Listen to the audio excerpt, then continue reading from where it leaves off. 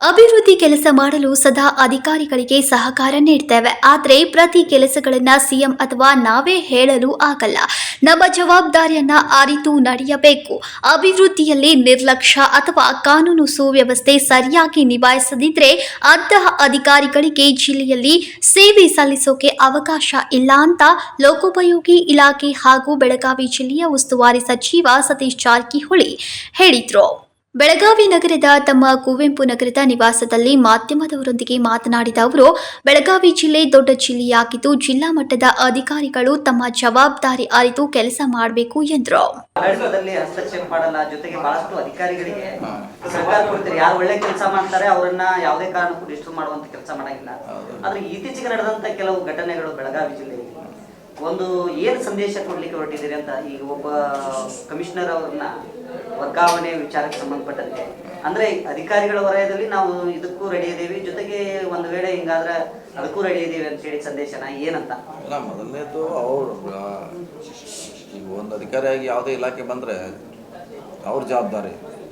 ಪ್ರತಿ ಸಾರಿ ಮಂತ್ರಿಗಳು ಹೇಳಬೇಕು, ಸಿ ಎಂ ಹೇಳ್ಬೇಕಂತ ಅದೇನು ಸಿಸ್ಟಮ್ ಇಲ್ಲ.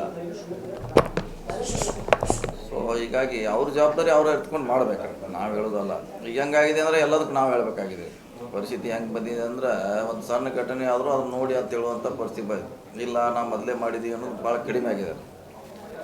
ಅದು ಸರ್ಕಾರಕ್ಕೆ ಕೆಟ್ಟ ಹೆಸರು ಬರ್ತಾ ಇದೆ. ಸೊ ಅದಕ್ಕೆ ನಾವು ಕೂಡ ಇತ್ತಿತ್ತಲಾಗಿ ಪೊಲೀಸ್ ಇಲಾಖೆಯಲ್ಲಿ ಭಾಳಷ್ಟು ಸಮಸ್ಯೆಗಳ ನೋಡಿದ್ದೀವಿ. ಒಂದು ವರ್ಷ ನೀವು ನೋಡಿದಿರಿ, ನಾವು ನೋಡಿದ್ದೀವಿ. ಹೀಗಾಗಿ ನಮ್ಮ ಕೆಲಸ ಮಾಡಬೇಕಷ್ಟೇ, ಕೆಲಸ ಮಾಡಬೇಕು, ಕಾನೂನು ಸುವ್ಯವಸ್ಥೆ ಸರಿಗಿಡಬೇಕು, ಜನರ ಕೆಲಸ ಫಾಸ್ಟಾಗಿ ಆಗಬೇಕು ಅನ್ನೋದು ನಮ್ಮ ಸರ್ಕಾರದ ಉದ್ದೇಶ. ಕೆಲಸ ಯಾರು ಮಾಡ್ತಾರೋ ಅವ್ರನ್ನ ಇಟ್ಕೊಳ್ತೀವಿ, ಇಲ್ಲಾಂದ್ರೆ ಮತ್ತೆ ಅನಿವಾರ್ಯ. ನಮಗೆ ಜನ ಮುಖ್ಯ, ಇಲ್ಲಿ ಕಾನೂನು ಸುವ್ಯವಸ್ಥೆ ಮುಖ್ಯ. ಯಾಕಂದರೆ ಈ ಘಟನೆಗಳ ಮುಂಚೆನೇ ಗೊತ್ತಿರುತ್ತೆ, ಯಾರಿಗೂ ಗೊತ್ತಿಲ್ಲ. ಮುಂಚೆನೇ ಇದೆಲ್ಲ ಡೆವಲಪ್ಮೆಂಟ್ ಆಗ್ತಾ ಇರ್ತೈತಿ. ಅವಾಗ ಇವರು ಅಡ್ವಾನ್ಸ್ ಆಗಿ ಕ್ರಮ ಕೈಗೊಂಡ್ರೆ ಇಂಥವೆಲ್ಲ ಆಗೋದಿಲ್ಲ.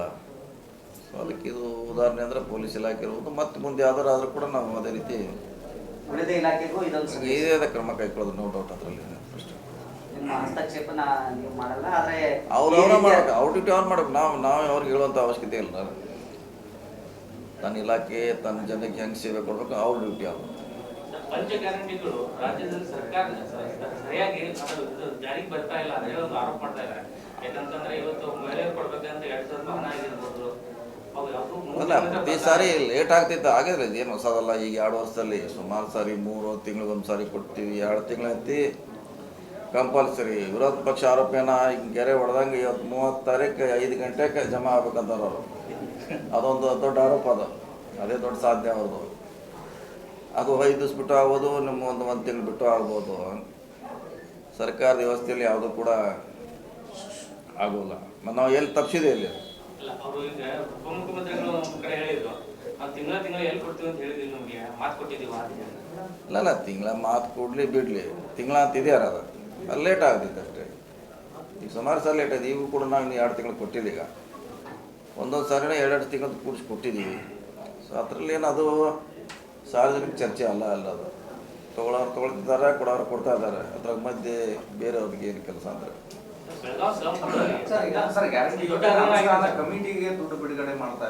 ಹೌದು. ಅದಕ್ಕಿಂತ ಮೊದಲೇ ಇದೆಲ್ಲ ಮೊದಲೇ ಇದರಲ್ಲಿ ರೂಲ್ಸಲ್ಲಿ ಇದೆ. ಅವ್ರಿಗೆ ಪ್ರೋತ್ಸಾಹಧನ ಏನಂತಾರೆ, ಅದಕ್ಕೆ ನಾವು ಗೌರವಧನ. ಜಿಲ್ಲಾ ಅಧ್ಯಕ್ಷಗೆ ಎಷ್ಟಿದೆ, ಸ್ಟೇಟ್ನವ್ರಿಗೆ ಇಷ್ಟಿದೆ, ತಾಲೂಕದವ್ರಿಗೆ ಎಷ್ಟಿದೆ ಅಂತ ಮುಂಚೆನೇ ಇದೆ. ಅದೇನು ಪ್ರಶ್ನೆ ಇಲ್ಲ. ಆ ಅಮೌಂಟ್ ಹೋಲಿಕೆ ಮಾಡಿ ಇವು ಭಾಳ ವ್ಯತ್ಯಾಸ ಇದೆ. ಅದು 60,000 ಕೋಟಿ. ಇದು ಅದಕ್ಕೆ ಕಂಪೇರ್ ಮಾಡಿ ಭಾಳ ಕಡಿಮೆ ಇದೆ. ಯಾಕಂದ್ರೆ ನಾವು ಮೊದಲೇ ಅನೌನ್ಸ್ ಮಾಡಿದ್ದೀವಿ, ಇರೋದು ಸರ್ಕಾರ ಆದೇಶ ಮಾಡಿದೆ, ಯಾಕೆ ಕೊಡ್ತಾ ಇದ್ದೀವಿ ಅಷ್ಟೇ. ತಮಿಳಿನಿಂದಲೇ ಕನ್ನಡ ಹುಟ್ಟಿದ್ದು ಅಂತೇಳಿ ಕಮಲ್ ಹಾಸನ್ ಹೇಳಿಕೆ ಕೊಟ್ಟಿದ್ದಾರೆ. ಸಾಕಷ್ಟು ವಿವಾದ, ಚರ್ಚೆ ಗ್ರಾಸ ಆಗಿದೆ. ಆವತ್ತೇ ಖಂಡಿಸೋದೇ ಪ್ರಶ್ನೆ. ಎಲ್ಲರೂ ಖಂಡಿಸಲೇಬೇಕು, ಖಂಡಿಸಿದ್ದಾರೆ. ಎಲ್ಲರೂ ಖಂಡಿಸ್ಬೇಕಂತೇನಿಲ್ಲ. ಒಬ್ಬರು ಕರ್ನಾಟಕದ ಅದು ಧ್ವನಿ ಆದರೆ ಎಲ್ಲರೂ ಧ್ವನಿನೇ. ಯಾಕಂದ್ರೆ ಅಂಥ ವಿಷಯ ಬಂದಾಗ ನಾವು ಪ್ರತ್ಯೇಕವಾಗಿ ಹೇಳಬೇಕಂತಿಲ್ಲ. ಈಗ ಕನ್ನಡ ಬಗ್ಗೆ ಅಪಮಾನ ಮಾಡಿದ್ರೆ ಎಲ್ಲರೂ ಖಂಡಿಸಲೇಬೇಕಾಗ್ತದೆ. ಕನ್ನಡ ಭಾಳ ದೊಡ್ಡ ಇತಿಹಾಸ ಇದೆ. ಅದಕ್ಕೆ ಸುಮಾರು 1000 ವರ್ಷದಿಂದ ಬೆಳೆದು ಬಂದಂಥ ಅದು ಲಿಪಿ, ಭಾಷೆ. ಹೀಗಾಗಿ ಅವ್ರು ಯಾವ ದೃಷ್ಟಿಕೋನ ಇಟ್ಕೊಂಡು ಅದನ್ನು ಹೇಳಿದಾರೆ ನಮಗೆ ಗೊತ್ತಿಲ್ಲ. ಅವರು ಕೂಡ ಕನ್ನಡಕ್ಕೆ ಅವ್ರು ಏನೇ ಹೇಳಿದ್ರು ಕೂಡ ಅದು ಕೇಳಿಗೇನು ಬರೋಲ್ಲ. ಅದರದಂಥ ಗೌರವ ಭಾಷೆಗೆ ಸ್ಥಾನಮಾನ ಇದ್ದೇ ಇದೆ. ಅವ್ರು ಯಾಕೆ ಹೇಳ್ಯಾರು ಹೆಂಗೆ ಹೇಳ್ಯಾರು ಅನ್ನೋದು ಅದು ಪ್ರಶ್ನೆ ಆಗಿ ಉಳಿದಿದೆ.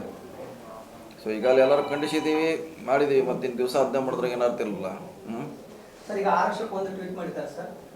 ಈಗಂತ ಸೇಮ್ ಅವರು ಔಟ್ ಗೋಯಿಂಗ್ ಸೇಮ್ ಸಚಿವರು ಯಾರು ಕೂಡ ಅವ್ರು ಮಾತು ಕೇಳ್ತಾ ಇಲ್ಲ.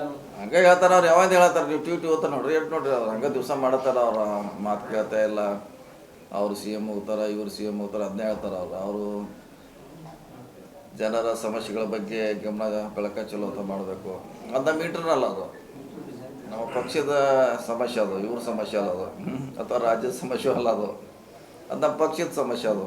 ಸರ್, ಇನ್ನೊಂದು ಬೆಳಗಾವಿ ಜಿಲ್ಲೆಯಲ್ಲಿ ಸ್ಲಮ್ ಬೋರ್ಡ್ದಲ್ಲಿ 106 ಕೋಟಿ ರೂಪಾಯಿ ಅನುದಾನ ಆಗಿದೆ. 16 mm ಸ್ಟೀಲ್ ಹಾಕ್ಬೇಕಿದ್ರೆ 12 mm ಹಾಕಿದ್ರೆ ಆಮೇಲೆ ಆ ವಂತಿಕೆದಾರರು ಏನಿರ್ತಾರಲ್ಲ ಫಲಾನುಭವಿಗಳು ಅವರಂದ್ರೆ ದುಡ್ಡು ತಗೊಂಡಿದ್ದಾರೆ. ಆದ್ರೆ ಕಾಮಗಾರನೂ ಆಗಿಲ್ಲ. ಪಾಪ ಈ ಕಡೆ ಅವ್ರ ಮನೇನೂ ಇಲ್ಲ, ಈ ಕಡೆ ಸೂರ್ಯನೂ ಇಲ್ಲ. ಆ ಒಂದು ಪರಿಸ್ಥಿತಿಯಲ್ಲಿ ಆ ನಿಟ್ಟಿನಲ್ಲಿ ಅವ್ರ ವಿರುದ್ಧ ಯಾವ ನೋಡೋಣ. ಅದು ಯೂಶ್ವಲಿ ನಮ್ಮ ರಾಜು ಶೆಟ್ಟಿ ಅವ್ರಿಗೆ ಜಾಸ್ತಿ ನಾಲೆಜ್ ಇದೆ. ಅದು ಯಾಕಂದ್ರೆ ಸಿಟಿಗೆ ಮಾತ್ರ ಸೀಮಿತವಾಗಿರುವಂಥ ಸ್ಕೀಮ್ ಅದು. DC ಅವ್ರಿಗೆ ಹೇಳ್ತೀವಿ, ನೀವು ಹೇಳ್ದಂಗೆ ಆಗಿರ್ಬೋದು. ನಾವು ಕೂಡ ಅವನು KDP ಮೀಟಿಂಗ್ನಾಗೂ ಅವನು ಸಿಗೋಲ್ಲ. ನಮ್ಗೆ ಕರೆಸಿದ್ವಿ 2 ಸಲನೂ ಬಂದಿಲ್ಲ ಅವನು. ಅಲ್ಲಿ ಸ್ಪಾಟ್ ಹೋದ್ರೆ ಸರ್ ಎಲ್ಲಾನು ಬಯಲಾಗೆ ಕಾಣ್ತಿದ್ರು, ಎಲ್ಲ ಓಪನ್ ಅದರಲ್ಲಿ ಉತ್ತರದಲ್ಲಿ ಸ್ವಲ್ಪ ಓಕೆ ಸರ್, ಅದೇನ್ ದಕ್ಷಿಣದಂತೂ ಪೂರಾ ಹಳ್ಳಾಡಿಸ್ಬಿಟ್ಟು MB ಬುಕ್ ಅಲ್ಲಿ 16 mm ರಾಡ್ ಅಂತ ಹಂಗೆ ಹಾಕಿರ್ತಾರೆ. ಅಲ್ಲಿ ವರ್ಕ್ ಹಾಕಿದ್ರೆ ಮಾತ್ರ 12 mm ಸ್ಟೀಲ್ ಅಲ್ಲಿ ಇದೆ. ನೋಡೋಣ ಇವತ್ತು ಕಾಮಗಾರಿ ಮಾಡಿದ್ರೆ ಇಲ್ಲಿ MB ಎಸ್ಟಿಮೇಟ್ ಅಲ್ಲಿ ಏನಿದೆ ಅದು MB ರೆಕಾರ್ಡ್ ಮಾಡಿದ್ದಾರೆ. ನೋಡೋಣ ಇವತ್ತು DC ಅವ್ರಿಗೆ ಹೇಳ್ತೀವಿ ಎನ್ಕ್ವೈರಿ ಮಾಡಲಿಕ್ಕೆ. ಇವತ್ತು ಹೇಳೋಣ. ದೇಶಾದ್ಯಂತ ಒಂದು ಚರ್ಚೆ ನಡೀತಾ ಇದೆ, ಈ ಸಲ ಕಪ್ ನಮ್ದು. ಜಿಲ್ಲೆಯಲ್ಲಿ ಕೆಲ ಘಟನೆಗಳಲ್ಲಿ ಕಾನೂನು ಸುವ್ಯವಸ್ಥೆ ಕಾಪಾಡಲು ವಿಫಲರಾಗಿದ್ದರಿಂದ ಪೊಲೀಸ್ ಕಮಿಷನರ್ ಅವರನ್ನ ವರ್ಗಾವಣೆಗೊಳಿಸಲಾಗಿದೆ ಎಂದು ತಿಳಿಸಿದ್ರು. ತಡವಾದರೂ ಗೃಹಲಕ್ಷ್ಮಿ ಹಣವನ್ನ ಸರ್ಕಾರ ಜನರಿಗೆ ತಲುಪಿಸ್ತಾ ಬಂದಿದೆ. ಆದರೆ ವಿರೋಧ ಪಕ್ಷದವರು ಇದನ್ನ ಟೀಕಿಸುವುದೊಂದೇ ದೊಡ್ಡ ಸಾಧನೆ ಅಂದುಕೊಂಡಿದ್ದಾರೆ ಎಂದ ಅವರು, ಕನ್ನಡ ಭಾಷೆ ಹುಟ್ಟಿದ್ದು ತಮಿಳಿನಿಂದ ಎಂಬ ನಟ ಕಮಲ್ ಹಾಸನ್ ಹೇಳಿಕೆಗೆ ಪ್ರತಿಕ್ರಿಯೆ ನೀಡಿ, ನಟ ಕಮಲ್ ಹಾಸನ್ ಹೇಳಿಕೆ ಅತ್ಯಂತ ಖಂಡನೀಯ. ಕನ್ನಡ ಭಾಷೆಗೆ ಸಾವಿರಾರು ವರ್ಷಗಳ ಇತಿಹಾಸ ಇದೆ. ಈ ರೀತಿ ಕನ್ನಡದ ಬಗ್ಗೆ ಮಾತನಾಡಿದ ನಟ ಕಮಲ್ ಹಾಸನ್ ಮೊದಲು ಕನ್ನಡಿಗರ ಬಳಿ ಕ್ಷಮೆ ಕೇಳಬೇಕು ಎಂದರು. ಇನ್ನು RCB ಮತ್ತು ಪಂಜಾಬ್ IPL ಅಂತಿಮ ಮ್ಯಾಚ್ ಬಗ್ಗೆ ಮಾತನಾಡಿ, ಎಲ್ಲರೂ ನಮ್ಮವರೇ, ಗೆಲ್ಲಲಿ ಎನ್ನುವುದು ಸ್ವಾಭಾವಿಕ. ಹೀಗಾಗಿ ನಾಳೆ ನಡೆಯುವ ಪಂದ್ಯದಲ್ಲಿ ನಮ್ಮ RCB ಗೆಲ್ಲಲಿ ಎಂದು ಹರಿಸಿದ ಸಚಿವರು, ಕಳೆದ 20 ವರ್ಷಗಳಿಂದ ನಾನು ಕ್ರಿಕೆಟ್ ಸಿನಿಮಾ ನೋಡ್ತಾ ಇಲ್ಲ. ಆದರೆ ಕ್ರಿಕೆಟ್ ನನ್ನ ನೆಚ್ಚಿನ ಕ್ರೀಡೆ. ಹೀಗಾಗಿ ಸಮಯ ಸಿಕ್ಕಾಗ ಈಗಲೂ ಕ್ರಿಕೆಟ್ ಆಡ್ತೀನಿ ಅಂತ ತಿಳಿಸಿದ್ರು. Vinod Kolkar, KMM Kannada news, Belagavi.